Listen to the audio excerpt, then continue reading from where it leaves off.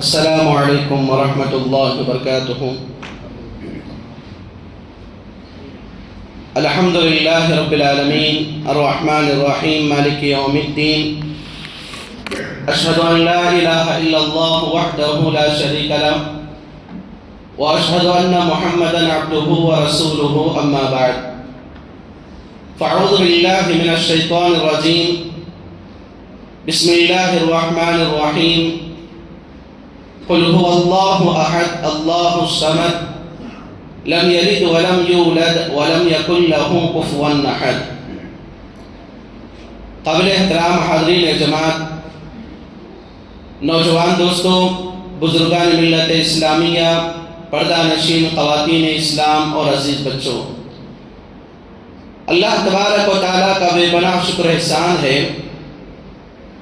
کہ اس نے ہم تمام لوگوں کو تراویح کی نماز کے بہانے قرآن کریم کی سورتوں میں سے سورۃ آل عمران کی بہت ساری آیات کو سننے کا موقع دیا۔ دعا کریں کہ اللہ تبارک و تعالیٰ سورہ آل عمران میں جو باتیں اور پیغامات مجھے اور آپ کو ملی ہیں، ان تمام باتوں پر، پیغامات پر ہمیں عمل کرنے کی توفیق نصیب عطا فرما، آمین رب العالمین۔ کیونکہ آل عمران، آل کہتے ہیں گھر والوں کو، عمران جو کہ اللہ کے نبی صلی اللہ علیہ وسلم کے زمانے سے پہلے کے دور کے اور اللہ تعالیٰ کے مکمل طور پر نیک گھرانے کا ایک نام تھا۔ اسی سے حضرت عیسیٰ علیہ السلام، زکریا علیہ السلام، یحییٰ علیہ السلام کا ذکر ملتا ہے۔ تو اس صورت کے اندر اللہ تبارک و تعالیٰ ایک مسلمان کا گھرانہ کیسے ہونا چاہیے، اس صورت کے اندر اللہ تعالیٰ پیغام دے رہا ہے۔ دعا کریں کہ اللہ تعالیٰ ہمیں کہ ہر آدمی کو اپنے گھرانے کی سدھار اور اپنے گھرانے کی مکمل طور پر صحیح معنوں میں تربیت کرنے کی توفیق نصیب عطا فرما، آمین رب العالمین۔ محترم حاضرین، اللہ کے فضل و کرم سے سورۃ الفاتحہ کی ابتدائی آیات کے بارے میں تھوڑی سی مختصر سی باتیں قرآن و حدیث کی روشنی میں الحمدللہ تفسیر کی شکل میں ہم سنتے چلے آ رہے ہیں۔ جیسا کہ کل ہم اللہ تبارک و تعالیٰ کی ایک صفت جس کو رب کہا جاتا ہے، رب کے بارے میں چند باتیں معلوم کیے تھے کہ اللہ تعالیٰ کو جو رب کہا جاتا ہے، جو اس کے لیے مستحق ہے، اور رب کے ذریعے میں اور آپ اللہ تبارک و تعالیٰ کی ذات پر کیسے ایمان رکھیں۔ انشاءاللہ آج کے درس میں آپ تمام لوگوں کے سامنے ایک اہم چیز بتانے کی کوشش کی جائے گی، جو کہ میری اور آپ کی زندگی کے اندر سمجھنے کے لیے بے حد ضروری ہے۔ وہ یہ ہے کہ ہم مسلمان اپنی دنیاوی زندگی کے اندر اللہ تبارک و تعالیٰ کی وحدانیت کو، اکتائی کو، اس کے وجود کو مانتے ہیں، اور اللہ تبارک و تعالیٰ کے عرش پر مستوی ہونے کو مانتے ہیں، اور اللہ تبارک و تعالیٰ کی بے شمار صفات، اس کے نام، اس کے پہچان صرف اور صرف اس اکیلے کے لیے ہی لائق ہے۔ الحمدللہ ہم تمام مسلمان اس کو مانتے ہیں۔ سوال ہمارا یہ ہے کہ آج کے زمانے کے اندر یا پہلے کے زمانے کے اندر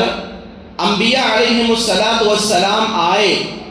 انبیاء علیہم السلام اپنی اپنی قوموں کے درمیان اللہ کی وحدانیت کو پہنچایا، لیکن قوموں کے درمیان شرک کا آغاز کیسے ہوا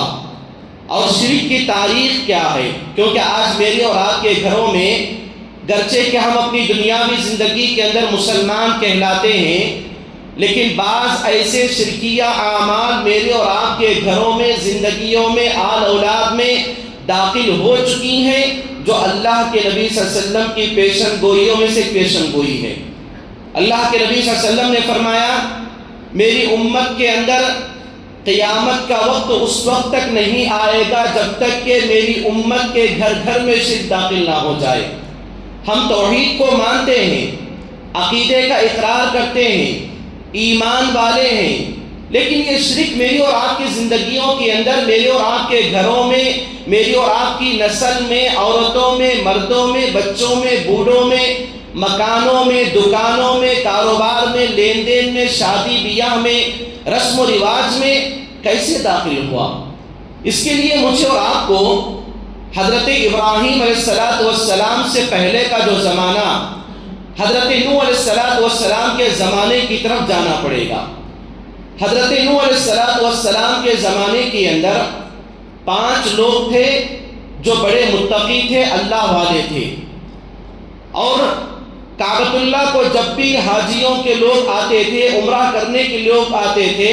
حاجیوں کا سامان، عمرہ کرنے والوں کا سامان اپنے سروں پر اٹھا کے باقاعدہ کعبۃ اللہ کے قریب لے جا کر ان کو رکھتے تھے، خدمت کرتے تھے، اور ستو کا آٹا بھلا کر کیا ہے آنے والے عمرے کی نیت سے حاجیوں کو کیا ہے کھلایا پلایا کرتے تھے۔ اور اللہ تبارک و تعالیٰ ان کے اعمال کو اتنا زیادہ پسند کرتا تھا کہ مکمل طور پر یہ لوگ 5 لوگ جو بھی دعا کرتے فوراً اللہ تبارک و تعالیٰ ان کی دعا کو قبول کرتا۔ سورہ نوح کے اندر اللہ تبارک و تعالیٰ بتایا وَقَالُوا لَا تَذَرُنَّ آلِهَتَكُمْ وَلَا تَذَرُنَّ وَدًّا وَلَا سُوَاعًا وَلَا يَغُوثَ وَيَعُوقَ وَنَسْرًا۔ یہ 5 لوگ ہیں، ود، سواع، یغوث، یعوق، نصر۔ یہ حضرت نوح علیہ السلام کے زمانے کے 5 لوگ ہیں جو حضرت نوح علیہ السلام کے انتقال کے بعد بھی لوگوں کے درمیان توحید کی تعلیم دیتے تھے۔ جب ان کا انتقال ہوا تو ان کی اولاد کے پاس شیطان آیا اور کہا کہ دیکھو تمہارے خاندان کے جو بڑے بڑے 5 لوگ ہیں، 5 خاندان کے لوگ ہیں، یہ اللہ والے تھے،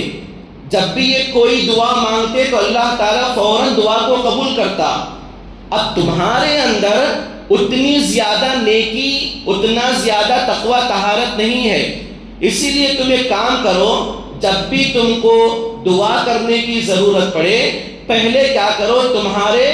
جو 5 خاندانوں کے 5 لوگ ہیں ان کے چہرے کو کیا ہے اپنی دعاؤں کے اندر لاؤ، ان کے چہروں کے اندر دعاؤں کے لا کر بتاؤ کہ اللہ میں ود کے خاندان والا ہوں، میرے دادا یا میرے باپ کی مکمل طور پر اعمال کے بدلے میں صدقے میں کیا ہے میں تجھ سے دعا کر رہا ہوں، تو میرے باپ کے اعمال کے بدلے میری نیکیوں کو قبول کر۔ ایسا ایک ایک خاندان کا آدمی، اس آدمی کا تعلق جو بھی رشتے سے ہوتا تھا اللہ تعالیٰ سے، ود، سواع، یغوث، یعوق، نصر، ان 5 لوگوں کے 5 خاندانوں کے اولاد کیا ہے باقاعدہ ان کے نام لے کر دعا کرتے تھے۔ جب ان کے نام لے کر ان کو جو لوگ دیکھے تھے جنریشن، ان کا کیا ہے انتقال ہو گیا، 100 سال گزر گئے، ان کو دیکھنے والے اب زمین میں 5 لوگ کوئی نہیں تھے، 5 لوگوں کو جنہوں نے دیکھا ہے۔ ان کی اولاد کے پاس کیا ہے شیطان ایک نیک آدمی کی شکل میں سفید لباس پہن کر، سفید بال والے، لمبی داڑھی رکھ کر کیا ہے شیطان ان کے پاس آیا اور کہا کہ دیکھو تمہارے باپ، تمہارے دادا ان سے کیا ہے اللہ تعالیٰ سے دعائیں کرواتے تھے، اور تمہارے باپ کیا ہے تمہارے دادا ان کو دیکھ لیے تھے، اسی لیے تمہارے دادا ان کو، تمہارے پردادا کو تم نہیں دیکھے ہیں۔ تم ایک کام کرو، میرے پاس کیا ہے تمہارے 5 خاندانوں کے جو 5 پردادا ان کی کیا ہے پوری کی پوری فوٹو میرے پاس ہے، جب بھی تم کو عبادت کرنے کی ضرورت پڑے، دعا کرنے کی ضرورت پڑے، اللہ سے کچھ مانگنے کی ضرورت پڑے تو ان فوٹوؤں کے پاس کھڑے ہو کر کیا ہے ان سے پوچھو، یہ اللہ سے بات پوری کرائیں گے تمہاری۔ پھر ایک 100 سال چلے گئے، 100 سال چلے جانے کے بعد ان کے اور ایک جنریشن کے پاس شیطان آ کر بتایا کہ تمہارے باپ، تمہارے دادا، تمہارے پردادا سے کیا ہے دعائیں اللہ تعالیٰ سے پوچھا کرتے تھے، اب تمہارے کیا ہے پردادا، تمہارے سکر دادا کیا ہے تم کیا ہے ان کو نہیں دیکھے ہو، اب پہلے جو فوٹو تھے وہ فوٹو کیا ہے پورے کا پورا ختم ہو چکا ہے، اسی لیے کیا ہے ان کی خبر یہاں پر ہے، تم ان 5 لوگوں میں سے جس کا تمہارا خاندان ہے یہ 5 لوگوں کی خبریں ہیں، تم اپنے بڑوں کو جا کر پوچھو، تمہارے بڑے تمہارے بارے میں اللہ تعالیٰ سے بات کر لیں گے۔ اب اسی طرح معاملہ چلتے چلتے ایک اور جنریشن گیا 100 سال کا، 100 سال کے جنریشن کے جانے کے بعد شیطان پھر ان کے خاندان کے نسل کے پاس آیا اور بتایا کہ تمہارا باپ، تمہارا دادا، تمہارا پردادا تمہارے شکر دادوں کی خبر کو پوچھا کرتا تھا، لیکن وہ کیا ہے، پوری کی پوری زمین کے برابر ہو چکی ہے قبریں بارش پڑ پڑ کے۔ مجھے کیا ہے، ان کی فوٹو، ان کا مجسمہ کیا ہے تیار میرے پاس ہے۔ میں ایک کام کروں گا، میں تم لوگوں کے لیے ان 5 لوگوں کے مورتیوں کو بنا کر دوں گا، تو تم ان 5 لوگوں کی مورتیوں سے اپنے اپنے گھروں میں رکھ لو اور اپنے اپنے کیا ہے عبادات کو شروع کرو۔ تو یہ کیا ہے، شرک کا آغاز حضرت نوح علیہ السلام کے زمانے کے اندر ہوا۔ حضرت ابراہیم علیہ السلام کا زمانہ بعد میں، نوح علیہ السلام کا زمانہ ختم ہونے کے بعد ابراہیم علیہ السلام کا زمانہ آیا۔ حضرت ابراہیم علیہ السلام کے گاؤں کا نام ار تھا، جیسے گاؤں کا نام اکیالور ہے، ابراہیم علیہ السلام کے گاؤں کا نام ار ہے جو عراق کا، فلسطین کا علاقہ ہے۔ ابراہیم علیہ السلام کے زمانے کے اندر 6000 معبودان باطلہ کی عبادت کی جاتی تھی۔ ان کے باپ آزر بذات خود اپنے ہاتھوں سے مجسموں کو، مورتیوں کو بناتے اور لوگوں کو بیچا کرتے تھے، لوگ اس سے کیا ہے پوجا پاٹ کیا کرتے تھے۔ اب واقعہ ہم لوگوں کو معلوم ہے، ابراہیم علیہ السلام کے گاؤں کے لوگ جب عید کو چلے گئے تو پورے کے پورے ابراہیم علیہ السلام بت خانے میں داخل ہوئے، تمام بتوں کو توڑا، اور توڑنے کے بعد جو بڑا بت تھا جس کے کندھے پر کلاڑی کو رکھ کر آئے، اس بت کا نام ننار ہے۔ اس بت کا نام کیا ہے؟ ننار ہے۔ باقاعدہ اس کے لیے کلاڑی ٹنگا کر کندھے پر چھوڑ کے آ گئے۔ تو ابراہیم علیہ السلام بھی باقاعدہ اپنی زندگی کے اندر نمرود کی آگ سے اللہ تبارک و تعالیٰ بچانے کے بعد، بہت ساری کوششوں کے بعد، پورے کا پورا ار کا علاقہ، عراق اور فلسطین کا علاقہ اللہ تبارک و تعالیٰ کی عبادت میں آ گیا۔ اور جہاں پر پھر سے ایک مرتبہ جو کعبۃ اللہ آدم علیہ السلام کے زمانے میں تعمیر ہوا تھا، وہی کعبۃ اللہ نوح علیہ السلام کے زمانے میں بھی تھا۔ نوح علیہ السلام کے زمانے میں طوفان آنے کی وجہ سے کعبۃ اللہ کی دیواریں کمزور ہو چکی تھی، گر چکی تھی، اور اس کے اوپر مٹی پڑی ہوئی تھی۔ جب لوگ باقاعدہ کعبۃ اللہ کی عبادت کے لیے یعنی اس کے طواف کرنے کے لیے آیا کرتے تھے، تو ابراہیم علیہ السلام کی توحید کی دعوت جب لوگوں نے مانا، آپ نے اپنی اولاد کے ساتھ مل کر کعبۃ اللہ کو پھر سے دیواروں کو بنایا۔ وہی عبادات کیا ہیں، الحمدللہ اللہ کے نبی صلی اللہ علیہ وسلم کے زمانے تک کعبۃ اللہ کی دیواریں اسی طرح کی چلتی رہیں۔ حضرت ابراہیم علیہ السلام کے زمانے کے بعد مختصر زمانہ حضرت سلیمان علیہ السلام، داؤد علیہ السلام کا زمانہ، حضرت موسیٰ علیہ السلام کے زمانے کے اندر آیا۔ موسیٰ علیہ السلام کو اللہ تبارک و تعالیٰ تورات نامی ایک کتاب کو، جو کہ آسمانی مذہب ہے، اللہ تبارک و تعالیٰ عطا کیا۔ تورات کو عطا کرنے کے بعد موسیٰ علیہ السلام اپنی قوم کے درمیان توحید کی دعوت کو دیے اور لوگوں کے درمیان شرک کو بچنے کی تعلیم دیے۔ حضرت موسیٰ علیہ السلام کے انتقال کے بعد، موسیٰ علیہ السلام کے زمانے کے بعد لوگ کیا ہے تورات کے اندر خلط ملط کرنا شروع کرے، مرضی کی باتوں کو اس کے اندر داخل کرے۔ وہ باتیں جس پر عمل کرنا آسان تھا اس کو لیتے تھے، اور وہ باتیں جس پر عمل کرنا مشکل تھا اس کے اندر اپنی پسند کی باتوں کو داخل کر کے، مشکل کی باتوں کو نکال کر اپنی ذہن اور دل کی باتوں کو داخل کرتے تھے۔ اس طرح تورات کے اندر خلط ملط ہو گیا، تورات کے اندر خلط ملط ہو گیا۔ اور تورات کیا ہے، اس زمانے کے اندر جو موسیٰ علیہ السلام کے زمانے میں یعنی انتقال کے بعد تورات کا جو اصلی نسخہ تھا وہ گم ہو گیا۔ اسی میں اللہ تبارک و تعالیٰ نے حضرت عزیر علیہ السلام کو اللہ تعالیٰ پیدا کیا۔ حضرت عزیر علیہ السلام کے بارے میں آتا ہے، یہودیوں کو پھر سے ایک مرتبہ تورات کا نسخہ مکمل طور پر رینیول کرا کے دیے۔ تو اسی درمیان حضرت موسیٰ علیہ السلام پر جو لوگ ایمان لائے تھے، جن کو یہودی کہا جاتا ہے، یہودیوں میں سے بعض لوگوں نے حضرت عزیر علیہ السلام کو اللہ کا بیٹا قرار دیا۔ اب جو بائبل ہمارے پاس ہے، جو اولڈ ٹیسٹمنٹ اور نیو ٹیسٹمنٹ، جس کے اندر بہت ساری تبدیلی کی گئی ہے، اور اس کے بعد حضرت موسیٰ علیہ السلام کا زمانہ آیا۔ حضرت موسیٰ علیہ السلام کو اللہ تعالیٰ انجیل دیا. انجیل کے اندر اللہ تبارک و تعالیٰ توحید کی دعوت کو حضرت موسیٰ علیہ السلام کے عام کرنے کا حکم دیا. عیسیٰ علیہ السلام کو انجیل اللہ تعالیٰ جب عطا کیا تو انجیل میں اللہ تبارک و تعالیٰ جس کے اندر کتاب الیسع کے نام سے جو چیپٹر ہے، باب الخروج، جس کی آیت نمبر 1 سے 6 اور آیت نمبر 20 سے 30 تک اللہ تبارک و تعالیٰ عیسیٰ علیہ السلام کو انجیل میں پیغام دیا کہ تم اپنی زندگی کے اندر پانی کی، پہاڑ کی، مٹی کی، دریا کی، سمندر کی، ندی نالے کی عبادت کرنے والے کبھی بھی مت بننا. اور انجیل کو حضرت عیسیٰ علیہ السلام کے 7 آسمانوں پر زندہ اٹھائے جانے کے بعد انجیل کو ماننے والوں نے انجیل کے اندر تبدیلی کر دیا. اور انجیل کے اندر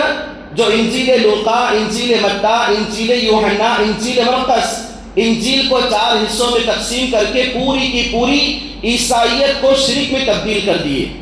اور اس زمانے کے اندر جس آدمی کا نام سینٹ پال تھا اور جس کو پولس کہا جاتا ہے، عیسیٰ علیہ السلام کے آسمان پر اٹھائے جانے تک یہ آدمی عیسائی نہیں بنا تھا، لیکن وہ آدمی بعد میں جب عیسائی بنا تو اپنی کوششوں سے بہت سارے لوگوں کو عیسائیت کے اندر داخل کر دیا. اور اس زمانے کے اندر جو روم کا بادشاہ جس کا نام قسطین ہے، وہ باقاعدہ جب عیسائیت کو قبول کیا تو اپنے زمانے کے اندر لوگوں کے اندر مکمل طور پر عیسائیت کو، گورنمنٹ کے قانون کو بتایا اور بتایا کہ جو بھی عیسائیت کے اندر شرکیات چیزیں ہیں وہ سب پاک ہیں، صحیح ہے، کر سکتے ہیں، اور جو آدمی اب سے عیسائیت کی مخالفت کرے گا اس کو جیل جانا پڑے گا. تو اس زمانے کے اندر جو حضرت عیسیٰ علیہ السلام پر ایمان لانے والے حواری تھے باقاعدہ اس کی مخالفت کیا کرتے تھے. لیکن بعد میں یہی سینٹ پال لوگوں کے درمیان یہ عقیدے کو رکھا کہ جس کو حلول کا عقیدہ کہتے ہیں، وہی عقیدہ ہم مسلمانوں کے اندر ہے.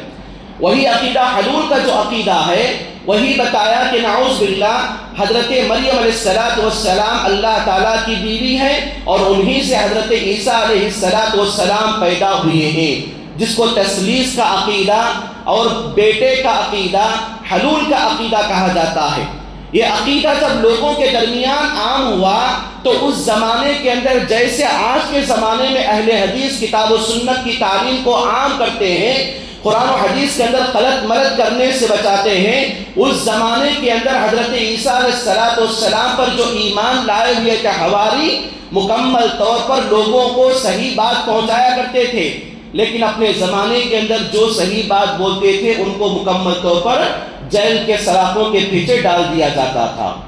اس کے بعد جب زمانہ جیسے بڑھتا گیا، موسیٰ علیہ السلام، عیسیٰ علیہ السلام، یہ پورے انبیاء کا دور ختم ہو گیا، محمد رسول اللہ صلی اللہ علیہ وسلم کا دور آیا. اللہ کے نبی صلی اللہ علیہ وسلم بھی باقاعدہ توحید کی دعوت دیے. توحید کی دعوت، مکی اور مدنی زندگی کی دعوت مجھے اور آپ کو معلوم ہے. بعد میں اللہ کے نبی صلی اللہ علیہ وسلم نے جس وقت مکہ سے 360 بتوں کو کعبۃ اللہ سے خالی کروا دیا، لیکن بعد میں لوگ پھر اللہ کے نبی صلی اللہ علیہ وسلم کے انتقال کے بعد اپنا کام جاری کرنا شروع کیے. وہاں پر لوگوں نے باقاعدہ عقیدہ رکھا کہ فرشتے اللہ تعالیٰ کی بیٹیاں ہیں، نعوذ باللہ. ہم باقاعدہ اللہ تعالیٰ کی بیٹیوں سے نعوذ باللہ ہم پوچھیں کہ اللہ تعالیٰ فرشتوں کے ذریعے ہماری دعاؤں کو قبول کرے گا.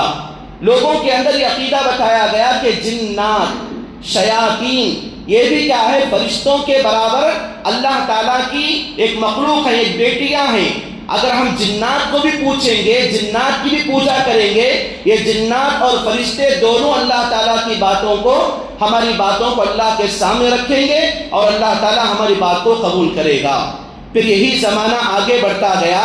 تو اپنے زمانے کے اندر میں اور آپ دیکھیں، چین اور جاپان اور روس، ان تینوں علاقوں کے اندر مکمل طور پر لوگ ندی نالے کی عبادت کرنا شروع کیے. وہی زمانہ جب ہندوستان کی میں اور آپ بات کریں، ہمارا جو انڈین کلچر یہاں پر ہے، تو یہاں پر ہندوؤں کا ایک زمانے سے آغاز ہوا جن کو ہم غیر مسلم کہتے ہیں. یہی ہندوؤں کے اندر جو مکمل طور پر یہ جو ہندوانہ ایک مذہب جو پایا جاتا ہے میری اور آپ کی زندگی کے اندر درمیان میں، یہ کوئی آسمانی مذہب نہیں ہے، یہ کوئی اللہ کی طرف سے تعلیمات اور احکامات کو لے کر نہیں آیا ہے، بلکہ اس ہندوانہ مذاہب کے اندر جو باتیں ہیں وہ مکمل طور پر لوگوں کی ذہن کی باتیں ہیں، لوگوں کی خیالات کی باتیں ہیں۔ اور اس زمانے کے اندر جو ہندوؤں کی کتابیں ہیں، رگ وید، یجروید، اتروید، ساموید، تریلیتکا، تریمنتر، بھگوت گیتا، رامائن، اپنشد، پراناس، ان پوری کتابوں کے اندر توحید ہی کی تعلیم دی گئی ہے، جو مکمل طور پر غیر مسلمین کے پاس ایک جو بڑا معبود ہوتا ہے جس کو برہما کہا جاتا ہے۔ برہما کا کام لوگوں کو پیدا کرنا ہوتا ہے، اور غیر مسلمین کے عقیدے کے مطابق ایک دوسرا جو ان کے پاس معبود ہوتا ہے وشنو۔ وشنو کا کام ہوتا ہے جو پورے لوگوں کے درمیان کیا ہے، لوگوں کو پالنا، جس کو ہم رب کہتے ہیں، وہ وشنو کا کام دیتے ہیں۔ اور تیسرا کام جو مانا جاتا ہے وہ مکمل طور پر مہادیو، مہادیو جو کہ ہمارا جو ہریہر ہے یہاں پر ہے، یہاں سے ہر ہر مہادیو، اس کا کام جو ہوتا ہے مالک یوم الدین، جو مکمل طور پر زندگی ختم کر دینا، آخرت کی زندگی کو لانا۔ یہ عقیدہ کیا ہے، لوگوں کے درمیان پیش کر کے تری مورتی کا عقیدہ رکھا گیا۔ تری بولے تو تین، مورتی بولے تو صورت، اور جس کو باقاعدہ ہم غیر مسلمین کے بعض معبودوں کو دیکھتے ہیں، جسم ایک ہوتا ہے، سر تین ہوتے ہیں۔ اور بعض کا ہم دیکھتے ہیں ترشل کا عقیدہ، جو ترشل ہوتا ہے تین حصوں کا ہوتا ہے، برہما، مہادیو، وشنو، اسی کے مطابق نیمبو لگایا ہوا ہوتا ہے۔ تو یہ عقیدہ لوگوں کے درمیان پایا گیا۔ انہی عقیدے کے اندر ہم مسلمانوں کے اندر حلول کا عقیدہ، وحدت الوجود کا عقیدہ، وحدت الشہود کا عقیدہ میرے اور آپ کے زمانے کے اندر پایا جانا شروع ہوا۔ اور یہ عقیدہ جس کے اندر اللہ رحم کرے غیر مسلمین کا، عیسائیوں کا جو عقیدہ ہے، وہی عقیدے کے اندر ہم مسلمانوں میں کا ایک فرقہ ہے جس کو صوفیزم کہا جاتا ہے۔ یہ صوفیزم جس کا آغاز شیعہ سے ہوا تھا۔ یہ شیعہ کون ہے؟ یہ وہ لوگ ہیں جو اپنے زمانے کے اندر حضرت علی رضی اللہ عنہ کو، حضرت عثمان کو قتل کرنے والے تھے۔ انہی کی بنیاد پر حضرت حسین رضی اللہ عنہ کو کربلا کے میدان میں شہید کیا گیا تھا۔ تو یہ ہم مسلمانوں کی زندگی کے اندر جب عقیدہ وحدت الوجود آیا، عقیدہ وحدت الوجود یعنی اللہ تعالیٰ ہر جگہ موجود ہے، اللہ تعالیٰ ہر جگہ موجود ہے۔ اور بعد میں ایک اور عقیدہ دیا گیا وحدت الشہود، اللہ تعالیٰ ہر چیز میں موجود ہے، انسان میں، جانور میں، درخت میں، بچوں میں، عورتوں میں، مردوں میں، بوڑھوں میں، اللہ تعالیٰ ہر جگہ موجود ہے۔ یہ عقیدہ دیا گیا۔ اور حلول کا عقیدہ دیا گیا جو کہ غیر مسلمین کے پاس یہ عقیدہ ہے، جس سے پہلے میں آپ کو ذکر کیا تھا، ستو جنم۔ ستو جنم کا عقیدہ کیا ہے؟ ایک آدمی جب پہلی بار اس کو زندگی ملتی ہے، انسان بن کے جیتا ہے، اللہ تعالیٰ انسان بناتا ہے، اگر اپنی زندگی کے اندر کوئی گناہ کرتا ہے تو دوسرے جنم میں کیا ہے، اس کو اللہ تعالیٰ جانور بناتا ہے۔ اگر دوسرے جنم میں اس کی گناہ معاف ہو گئے تو چوتھے جنم کے اندر اللہ تعالیٰ اس کو کیا ہے، پھر انسان بناتا، پھر پانچواں جنم، پھر ساتواں جنم۔ یہ 7 جنم ہونے کے بعد انسان کی روح گناہوں سے پاکیزہ ہونے کے بعد نعوذ باللہ اللہ کی روح سے جا کر انسان کی روح مل جاتی ہے۔ اللہ اکبر۔ یہ عقیدہ ہم مسلمانوں کا بھی پایا جا رہا ہے۔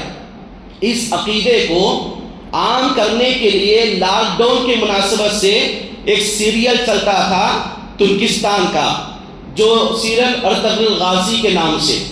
ارطغرل غازی کے اندر جو ابن عربی جو کردار ادا کیا ہوا ہے، وہ صوفیزم کا کردار ادا کیا ہوا ہے۔ اور اس کی بہت ساری جو لڑکیوں کے اندر، ہماری ماں بہن بیٹی کے اندر، اس فلم کی جو ہیرونی تھی، اس ہیرونی کا ڈریس کیا ہے، رضیہ سلطانہ کا نام سے ایک بہت سارا ڈریس، بہت سارے کپڑے عید کے موقع پر بانٹے گئے، پہنے گئے۔ تو یہ کیا ہے، ہم اپنی دنیاوی زندگی کے اندر ذرا برابر بھی عقیدے کی کمزوری اگر پائی جاتی ہے، شرک کا معاملہ میرے اور آپ کے کپڑوں میں بھی آ جاتا ہے۔ میرے اور آپ کے گھروں کے اندر بھی آ جاتا ہے، برتنوں کے اندر آ جاتا ہے، کھانے پینے میں بھی آ جاتا ہے۔ اسی لیے شرک کے معاملے میں کبھی مجھے اور آپ کو کمپرومائز نہیں ہونا ہے۔ معاملات الگ چیز ہے، عبادات اور عقائد کے اندر کبھی نظریات کو مجھے اور آپ کو قبول نہیں کرنا ہے۔ تو جس وقت وہ لاک ڈاؤن کے زمانے میں ارطغرل غازی جتنا سیریل فیمس ہوا، اس کی مکمل طور پر جو ڈریس عام کیا گیا اور ہر مسلمان نوجوان کے اندر فون کا رنگ ٹون کیا ہے، اسی کا باقاعدہ بنایا گیا۔ ہر کوئی مسلمان نوجوانوں میں اسی کی طرح داڑھی، اسی کی طرح مونچھ رکھی گئی اور اسی کی طرح باقاعدہ کپڑوں کا آغاز کیا گیا۔ تو یہ کیا ہے، مختصر طور پر آپ لوگوں کے سامنے یہ تاریخ بتائی گئی ہے کہ لوگوں کے زمانے میں حضرت نوح علیہ السلام کے زمانے سے محمد صلی اللہ علیہ وسلم کے زمانے تک، اور محمد صلی اللہ علیہ وسلم کے زمانے سے لے کر میرے اور آپ کے زمانے تک کیسے کیسے لوگوں کے درمیان ان غلط عقائد کو، باطل افکار و خیالات کو، باطل نظریات کو پھیلایا جا رہا ہے، جس کے اندر ہم مسلمانوں کو اپنی دنیاوی زندگی کے اندر کرنا کیا ہے، ہماری ذمہ داری کیا ہے، ہم تمام ہوش کے ناخن لینا بے حد ضروری ہے، ورنہ وہ دن دور نہیں ہے۔ اللہ رحم کرے، جب میرا اور آپ کا خاتمہ دنیا سے ہو جائے گا، میری اور آپ کی نسل دنیا کے اندر رہے گی۔ میری اور آپ کی نسل جب دنیا کے اندر رہے گی، میری اور آپ کی نسل کو، عورتوں کو میں اور آپ نہ دین بتائے، نہ ایمان بتائے، نہ عقیدہ بتائے، نہ اخلاق بتائے، نہ تربیت بتائے، میری اور آپ کی نسل نام عبداللہ عبد الرحمن رہے گا، ان کا کام کیا ہے، رام رابرٹ رحیم کا رہے گا۔ اسی لیے ہم اپنے زمانے کے اندر بچپن ہی سے اپنی اولاد کی اسلامی و ایمانی اور اخلاقی تربیت پر زور دیں۔ اللہ تعالیٰ سے دعا کریں، اللہ تعالیٰ مجھے اور آپ کو اپنے عقیدے کی اصلاح کرنے کی توفیق نصیب عطا فرمائے۔ اللہ تعالیٰ مجھے اور آپ کو اپنے گھروں کے اندر ایمان کو منور کرنے، عقائد کی باتوں کو مکمل طور پر ہمیں پھیلانے کی توفیق نصیب عطا فرمائے۔ اللہ تعالیٰ ہمیں اپنی دنیاوی زندگی کے اندر جہاں تک ہو سکے اپنے ایمان کی حفاظت کرنے، اس کو عام کرنے اور غیروں تک پہنچانے کی توفیق نصیب عطا فرمائے۔ آمین رب العالمین۔ اقول قولی ھذا واستغفر اللہ لی ولکم۔